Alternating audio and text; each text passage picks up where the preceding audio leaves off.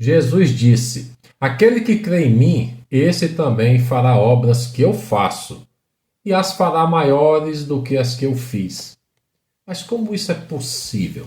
Será que ele quis dizer isso de forma literal? E se eu dissesse agora para você que está aqui assistindo, tenha fé, pois você pode fazer obras maiores que Jesus. Você acreditaria? Vou te mostrar agora no nosso vídeo que você pode.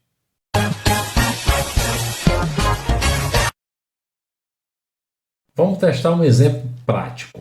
Digamos que eu coloque essa Bíblia aqui em cima da mesa e eu diga para ela levitar. Eu ponho a mão e a Bíblia levita, ela sobe.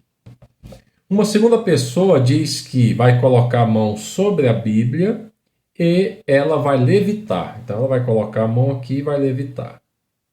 Só que eu tive que mostrar para vocês que realmente ela levitou. A segunda pessoa, ela não precisou fazer a Bíblia levitar para você acreditar. E aí? Quem fez a maior obra? Eu ou essa outra pessoa? A grande questão aqui não é sobre milagres visíveis. O que torna uma obra maior não é o espetáculo, mas a autoridade da palavra. Está escrito sobre Jesus, porque ele as ensinava como quem tem autoridade e não como os escribas. Você conhece algum escriba? Mas afinal, o que é falar com autoridade? Você pode manejar muito bem a palavra, mas se for um péssimo exemplo, sua palavra não tem autoridade nenhuma. O que acontece com a maioria das pessoas que saem das igrejas? Elas não saem porque não entenderam a palavra, mas pelo mau exemplo que viram. Porque o exemplo arrasta multidões. Autoridade não é o que você diz sobre si mesmo. Você sabe com quem você está falando? Foi o povo que disse que Jesus falava com autoridade. E autoridade não é fazer as pessoas terem medo de você, mas fazê-las lhe ter respeito. Está escrito: com o juízo com que julgardes, sereis julgados. Só terei misericórdia de quem tiver misericórdia. Ou seja, a autoridade não vem da imposição, mas do exemplo.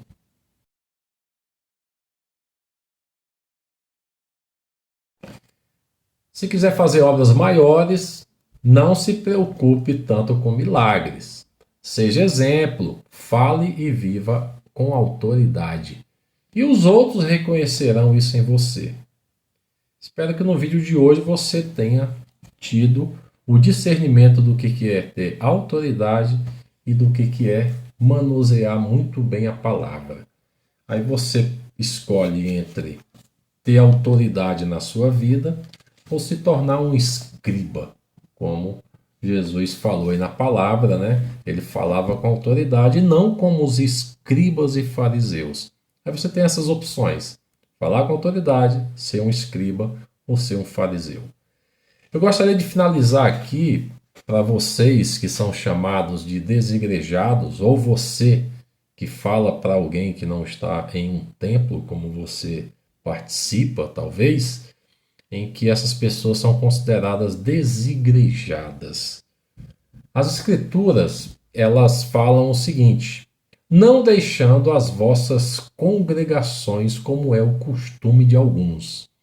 E aí, a responsabilidade dessa saída recai sobre a pessoa que saiu da igreja. Aí ela vai, pô, esse cara aqui é um desigrejado.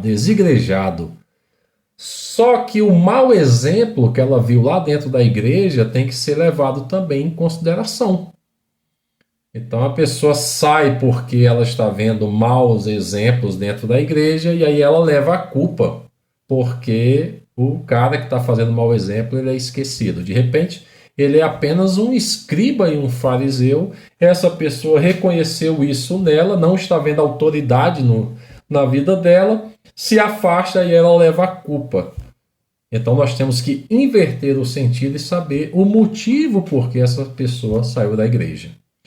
E para você que ficou, também essa mesma passagem vai valer para você. Por quê? Porque lá está escrito o seguinte: não deixando as vossas congregações, como é o costume de alguns, mas antes admoestai-vos num dia que se chama hoje. Então nós temos que estar dentro de um local onde a admoestação ela tem que ser praticada. E o que a gente vê na maioria das vezes, onde você que é pregador, vou dar uma dica aqui para você, parar de dizer piadinhas dentro da igreja.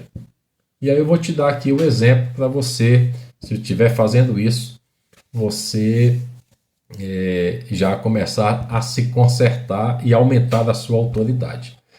O que acontece? Eu vou dar um exemplo prático aqui dentro da minha casa, onde vivemos eu, minha esposa e minha filha, a caçula, né, a Gabriela, que eu chamo de Gabizinha. O que acontece? Aqui, para a gente ter uma boa convivência, nós precisamos de quando em vez admoestar um ao outro. Porque nós nos sentimos aqui em casa. E na igreja você tem que se sentir em casa, afinal de contas você está sendo pastoreado e lá você tem seus irmãos. Então aqui a gente admoesta um ao outro quando, imagina, a casa não está varrida, e aí eu chamo a minha esposa e minha filha e digo para elas, tem gente aqui, aí eu uso uma terceira pessoa e digo, tem gente aqui que não varre a casa. Isso jamais minha esposa ou minha filha vai ouvir isso de mim. Eu vou até aquela pessoa que não está varrendo a casa e vou dizer, olha, você precisa varrer a casa. Porque aqui a gente precisa ter uma casa limpa, moramos nós três, precisamos ter um banheiro limpo, precisamos cuidar do vaso sanitário para não deixar sujo para o próximo que entrar. Então, nós não vamos aqui ficar soltando piadinha, tem gente aqui no meio que não varre a casa. Isso não pode existir. E aí a gente, por vezes, eu assisti, e se você já ouviu isso, você comenta aqui embaixo, onde a pessoa vai lá e diz assim, olha, tem gente aqui que não lê a Bíblia. Ora, você tem que chegar nessa pessoa que não está lendo a Bíblia e falar com ela e admoestar, olha, você não está lendo a Bíblia. Tem gente aqui que fica falando dos outros por trás, irmãos, temos que parar com isso. Ora, mas você tem que ir na pessoa que está falando da outra por trás e pedir para ela parar com esse tipo de conversa.